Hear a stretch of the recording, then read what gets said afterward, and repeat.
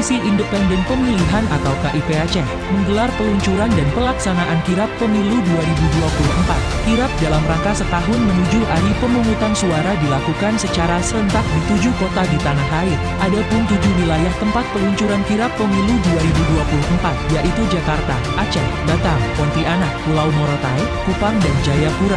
Kirap pemilu 2024 tersebut mengusung tema pemilu sebagai sarana integrasi bangsa.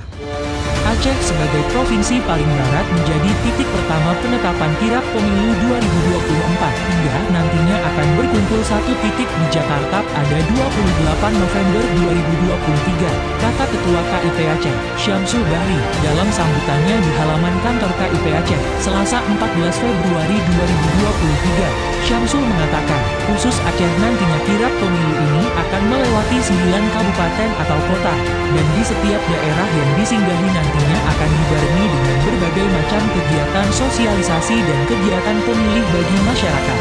Haba Aceh.id melaporkan, Jaring Andro untuk Nusantara.